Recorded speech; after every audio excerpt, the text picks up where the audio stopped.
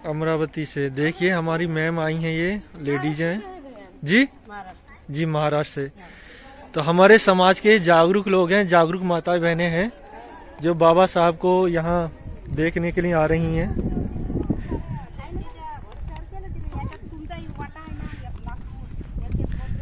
देखिए दोस्तों,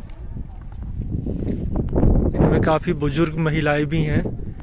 तो ये जागरूक समाज है जो बाबा साहब को यहाँ देखने के लिए आ रहा है, अमरावती महाराष्ट्र, इतना दूर से। तो चलिए दोस्तों, अब हम इधर से चलते हैं और यहाँ चलेंगे। तो एक साइड से हम घूमना स्टार्ट किए हैं।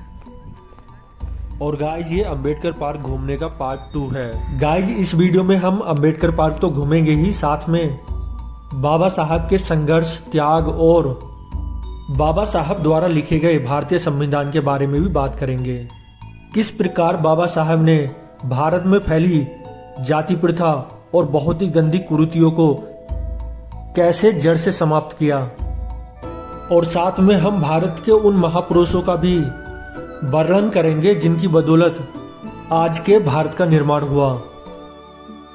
गाइज सबसे पहले हम बात करते हैं ज्योतिबा फूले जी की, क्योंकि आज 11 अप्रैल है और उनका आज बर्थडे है।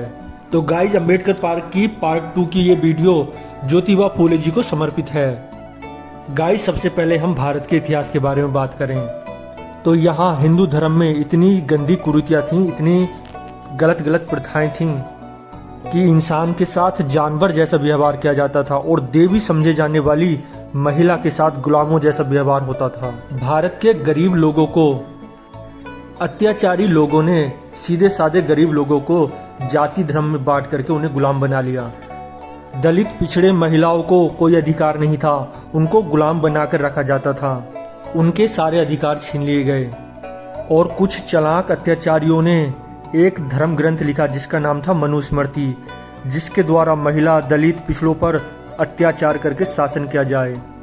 हिंदू धर्म में इतनी गलत गलत प्रथाएं चलाई उन्होंने सिर्फ और सिर्फ अपने स्वार्थ के लिए और गरीबों पर शासन करने के लिए। सबसे पहले फूट डालकर राजनीति करने वाली परंपरा को अपनाया और भारत के लोगों को 4 ग्रुप में बांट दिया, जिससे कि कोई एक ना हो और एक होकर कोई सवाल ना करे। और महिलाओं के साथ इतना बुरा अत्याचार किया कि महिलाओं को मनोरंजन की वस्तु समझकर इस्तेमाल किया जाता था। आज का जो भारत देख रहे हैं ये सिर्फ और सिर्फ बहुजन महापुरुषों की बदौलत इतना साफ सुथरा और अच्छा दिखाई देता है। इसके पीछे बहुजन महापुरुषों का त्याग और जीवन संघर्ष है, जिसके बारे में हम आगे बात करेंगे। ये वही देश है जिसमें महिलाओं को देवी के रूप में देखा जाता है। असल में ये तो एक जुमला है, ये सिर्फ राजनीति और अपने स्वार्थ को पूरा करने के लिए जुमला गढ़ा गया है।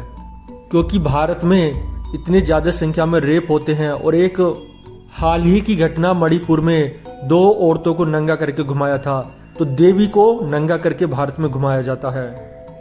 गाइज बताते चलें कि हम उस गुंबद के ऊपर छत पर आ गए हैं, जिस गुंबद के नीचे बाबा साहब का एक बैठी हुई मुद्रा में स्टैचू था। अब हम आपको यहाँ पर घुमाएंगे, इसके बाद हम साइड से घूमते घूमते हम उन 2 गुंबदों की ओर चलेंगे जहाँ पर हमने शुरू में बोला था।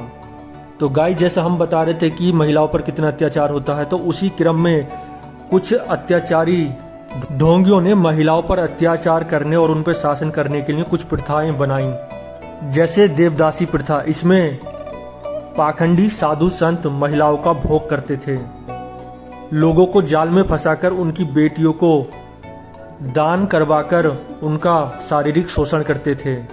दूसरी प्रथा थी सती प्रथा। अगर एक स्त्री का पुरुष मर जाए तो स्त्री को भी उसके साथ में ही चिता के साथ जलना होता था, लेकिन पुरुष के साथ ऐसा नहीं होता था। पुरुष चाहे तो दूसरी भी शादी कर सकता था और एक से भी ज्यादा शादी कर सकता था, लेकिन ये नियम सिर्फ महिलाओं के लिए था। चाहे उनके छोटे छोटे बच्चे हों या फिर महिलाएं मना ही क्यों ना करें, लेकिन उनको जबरदस्ती चिता के साथ जला दिया जाता था। एक बाल विवाह प्रथा थी जिसमें छोटी छोटी बच्चियों का विवाह बुजुर्गों के साथ किया जाता था। एक प्रथा चलाई थी हिंदू धर्म में बाल भ्रूण कन्या हत्या। जिस देश में महिलाओं को देवी का रूप समझा जाता था, बच्चियों को देवी का रूप समझा जाता था, अगर जिस घर में बच्ची होती थी उसको मार दिया जाता था। राजस्थान में छोटी छोटी बच्चियों को रेत में दफना दिया जाता था जिंदा, और हरियाणा में भी कुछ ऐसा ही होता था, इसलिए हरियाणा का लिंगानुपात भी घट गया था। गाइस, ये अत्याचार और प्रथाएं चलती रहीं जब तक कि बहुजन महापुरुषों ने इन प्रथाओं को जड़ से समाप्त नहीं किया।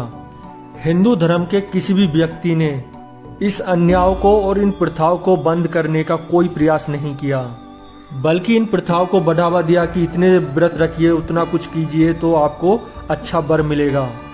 कभी उन लोगों ने ये नहीं कहा कि शिक्षित बनिए, स्कूल जाइए, नौकरी प्राप्त कीजिए, क्योंकि हिंदू धर्म के अत्याचारी लोग कभी भी महिलाओं को बराबरी का हक देना ही नहीं चाहते थे। और जब बहुजन महापुरुष पैदा हुए तो उन्होंने सबसे पहले इन्हीं प्रथाओं पर ही वार किया। तो देखिए दोस्तों, हमने ऊपर का स्टैचू और गुंबद दिखा दिया है। अब चलते हैं हम, ये जो सामने दो गुंबद दिखाई दे रहे हैं, वहाँ चलते हैं। तो दोस्तों, मैं बाबा साहब के बारे में बता रहा था। अगर आप जो है उनकी जीवनी पढ़ेंगे तो उनके संघर्ष के बारे में जानेंगे। और बाबा साहेब, गौतम बुद्ध जी और बहुजन समाज के जितने भी महापुरुष हुए हैं, उन्होंने कहा कि हमें पूजिए मत, ना ही हमारा जो है कोई मंदिर बनवाइए।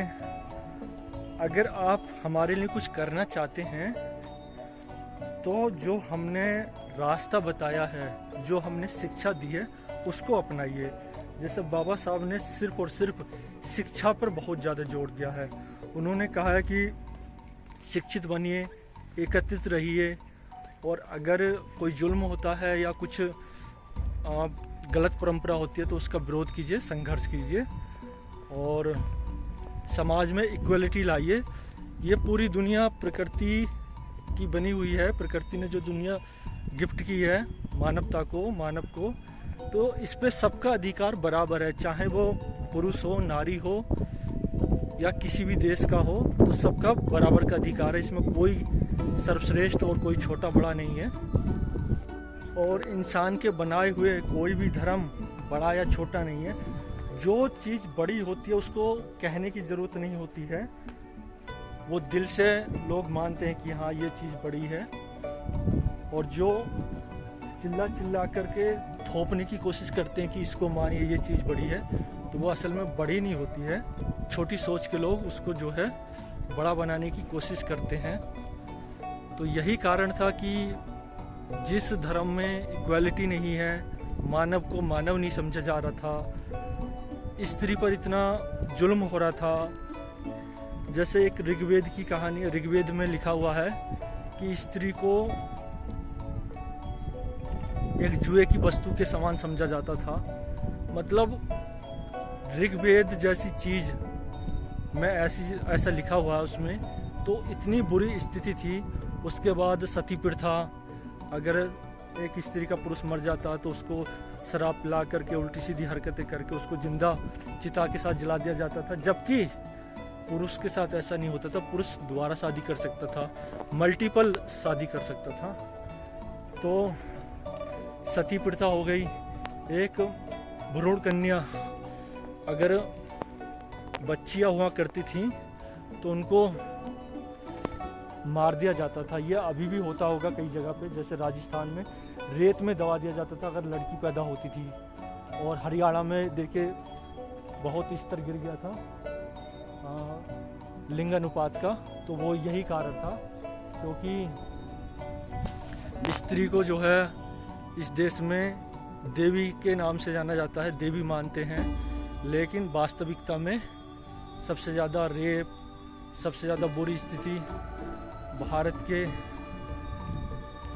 छोटी सोच रखने वाले लोगों ने बना रखी है। दोस्तों, मैं बता रहा था कि भारत में जो पिछड़ों और महिलाओं का सुधार हुआ है, बाबा साहब ने सबसे ज़्यादा किया है। तो जो हिंदू कोड बिल था, जो महिलाओं की सुरक्षा के लिए, उनके अधिकारों के लिए था, तो सबसे पहली बार जो लाए थे बाबा साहेब ही लाए थे। उन्होंने, जैसे महिलाओं को पहले तलाक नहीं दिया जाता था, अगर उसका महिला का पति कितना भी अत्याचार कर रहा है, कितना भी बेकार स्थिति में रख रहा है, तो महिला उससे अलग नहीं हो सकती थी। तो ये जो तलाक वाली परंपरा है बाबा साहब ने भारत में सबसे पहले हिंदू कोड बिल में लाए थे। और जो संपत्ति का अधिकार है कि महिला का भी अधिकार होना चाहिए, वो सब हिंदू कोड बिल में था। बाबा साहब से पहले कोई इतना सोच ही नहीं रहा था, और बाबा साहब ने महिलाओं के लिए और महिलाओं को शिक्षा का अधिकार, ये सब बाबा साहब की बदौलत है। तो दोस्तों, डॉक्टर दिव्या कीर्ति सर ने भी कहा है कि अगर भारत की महिलाएं किसी का थैंक्स करना चाहती हैं तो रोज़ सुबह उठें और बाबा साहब के चरणों में एक फूल अवश्य चढ़ाएं, क्योंकि ये जो जीवन है महिलाओं का, ये सिर्फ बाबा साहब की देन है।